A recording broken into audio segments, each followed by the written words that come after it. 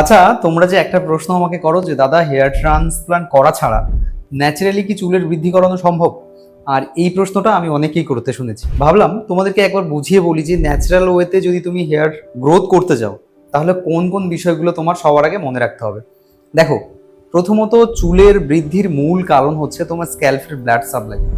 আর এই ব্লাড সাপ্লাইটা যদি তুমি ঠিকঠাকভাবে বাড়িয়ে যেতে পারো তাহলে কিন্তু তোমার চুলের গ্রোথ অবশ্যই হবে। এবার যারা ওই ধরে নাও 18 বছর প্লাস হচ্ছে তাদের দেখবে বেশি হেয়ার লস শুরু হয়েছে। আমি অনেস্টলি তোমাকে একটা কথা বলি, যদি তোমার 18 বছর হয়ে যায় তুমি দেখতে শুরু করবে যে তোমার হেয়ার লস একটু একটু করে বাড়তে শুরু করেছে।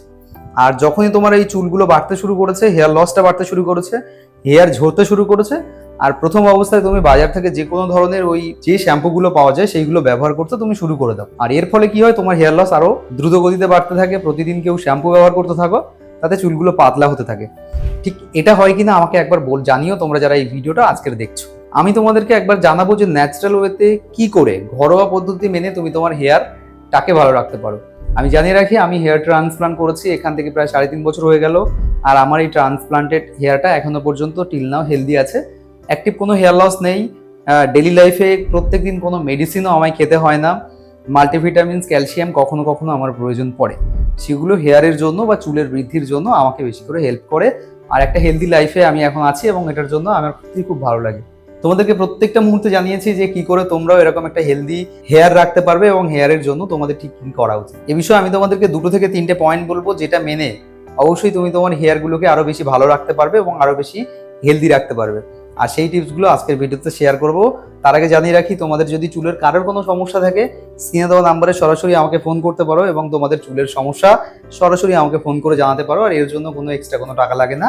আর চ্যানেলে যদি একদম প্রথমবার এসে থাকো, নিচে দেওয়া রেড কালারের সাবস্ক্রাইব বাটনে ক্লিক করে অবশ্যই অল নোটিফিকেশন অন করে রেখো। চুলের যাবতীয় সমস্যার ভিডিওগুলো আমি এই চ্যানেলে পোস্ট করবো এবং তোমরা, আমার মনে হয় একটু হলেও ইমপ্রুভমেন্ট হবে তোমাদের হেয়ার লস থাকলে বা চুলের সমস্যা থাকলে। তো যেটা বলছিলাম, অনেকেই বলে যে দাদা এখনো তুমি ডার্মা রোলার কেন ব্যবহার করো। দেখো, আজকে তোমাদেরকে ডার্মা রোলার সম্পর্কে একটা ছোট্ট টিপস দেবো। আর আমি ডার্মা রোলার কেন করি, দিনে, সপ্তাহে এবং মাসে কোনভাবে কোন কোন নিয়মে ডার্মা রোলার করতে হয়, আর যারা এখনো পর্যন্ত ডার্মা রোলার করছো নিয়মটা জানো না তাহলে একবার জেনে নিও। আর ডার্মা রোলার কেন করতে হয় সেটাও তোমাদেরকে আজকে জানাবো। আমার কথা হচ্ছে যে আমার হাতে দেখতে পাচ্ছ এটা হচ্ছে ডার্মা রোলার আর এটা হচ্ছে স্যানিটাইজার। তো এটা দিয়ে প্রথমে ডার্মা রোলার ব্যবহার করার আগে স্যানিটাইজ করে নিতে হবে এটাকে সুন্দর করে, যেন কোনোভাবে কোনো ইনফেকশন, কারণ দেখুন এখান থেকে এর আগে যখন আমি ব্যবহার করেছিলাম এটা, তখন কিন্তু অনেক বেশি রক্ত লেগে থাকে, বা মাথায় যখন স্ক্যাল্পে করা হয় না তখন মাথায় স্ক্যাল্প থেকে সরাসরি রক্ত কখনো কখনো এই ডার্মা রোলারে লেগে থাকে। তো সেই কারণে স্যানিটাইজ করতে হয় এবং এটা পারলে অন্তত 15 দিনে একবার গরম জলে ব্রাশ দিয়ে ধুয়ে নেবে, সানলাইটে হালকা করে শুকিয়ে নেবে। এখন আমার হাতে যে ডার্মা রোলারটা আছে এটা কিন্তু 0.5 mm নয়, এটা এর যে নিডল সাইজ আছে এটা 1 mm আমি পারচেস করেছিলাম। আর এর আগের যেগুলো ছিল সেটা ছিল 0.5 mm। এই ডার্মা রোলারটা ব্যবহার করছি শুধুমাত্র এই কারণে, আমার ব্লাড সাপ্লাইটাকে বাড়ানোর জন্য। এবং এটা আমি প্রতি 15 দিনে একবার করে এই ডার্মা রোলারটাকে ব্যবহার করি এবং ব্যবহার করার আধ ঘন্টা থেকে 1 ঘন্টা পরে গিয়ে মিনক্সিডিল ব্যবহার করি এবং তারপরে ঘুমাতে যাই। তো ডার্মা রোলার ব্যবহার করার একদম মূল নিয়ম যেটা, তোমাকে স্যানিটাইজ করে নিলে প্রথমে, তো তোমরা পারলে একটু স্যানিটাইজার দিয়ে এটাকে স্যানিটাইজ করে অবশ্যই নেবে। আর যদি তোমাদের কাছে স্যানিটাইজার না থাকে তাহলে অবশ্যই গরম জল দিয়ে ব্রাশ দিয়ে ধুয়ে নেবে, ধুয়ে নেওয়ার পরে তারপরে ব্যবহার করবে।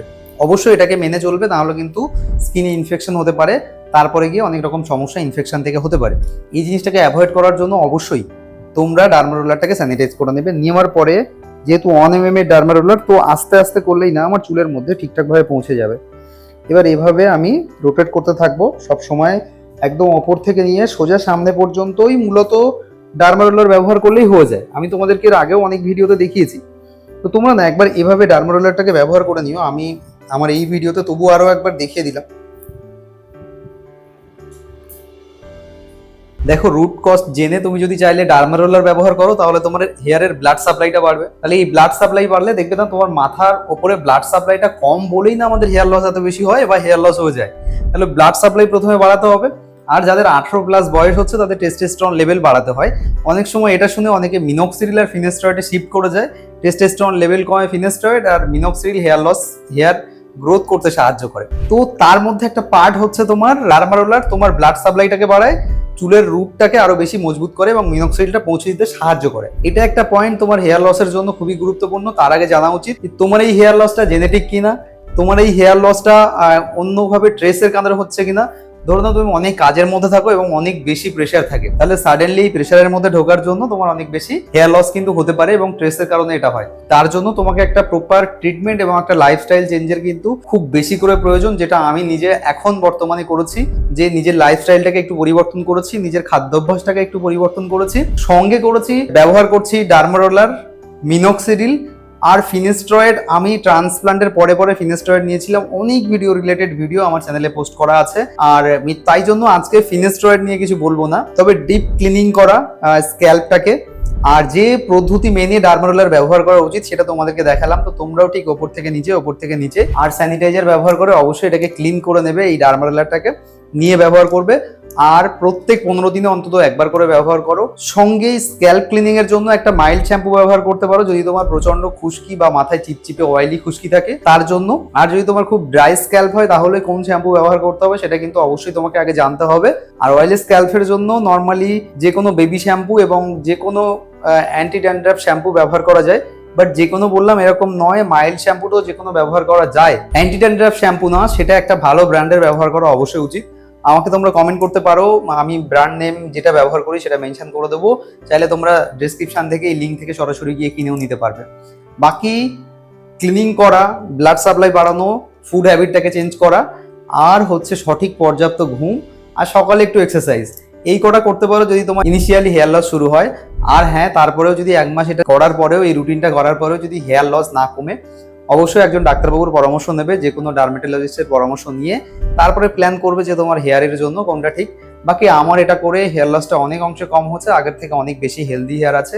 আর তোমরা জানো রিসেন্ট আমি একটা জিএফসিও করলাম, এই এখনো প্রায় 1 মাস মতো হতে যায়, এবং জিএফসি করার পরে রেজাল্টটা কিন্তু অনেকটা বেশি বুস্ট করেছে। আর যেহেতু এখন গরমের সময় সবার মাথায় অয়েলি স্ক্যাল্প হলে অনেক বেশি ঘেমে যায়, তার জন্য ডিপ ক্লিনিংটা কিন্তু খুব বেশি দরকার, বিশেষ করে এই গরমের সময়। সেটাকে তোমরা খেয়াল রেখো। কি জানতে চাও কমেন্ট করো, পরবর্তী ভিডিও কি নিয়ে দেখতে চাও সেটার জন্য কমেন্ট করো। আর হ্যাঁ, যে কোনো সমস্যায় আমাকে কল করে নিও। আর ভিডিওটা ভালো না লাগলে একটা ডিসলাইক করো, ভালো লাগলে একটা লাইক করে যেও। দেখা হবে আরও একটা এই আমার সিরিজের আর একটা এই ধরনের ভিডিও নিয়ে, যেখানে আমি আলোচনা করব যে কোন মেডিসিনগুলো এখনো পর্যন্ত আমার জন্য প্রযোজ্য, বা কখন কখন কোন মেডিসিনগুলো 3.5 বছর পরে এসেও নিতে হচ্ছে, সে বিষয়ে তোমাদেরকে বিস্তারিত জানাবো।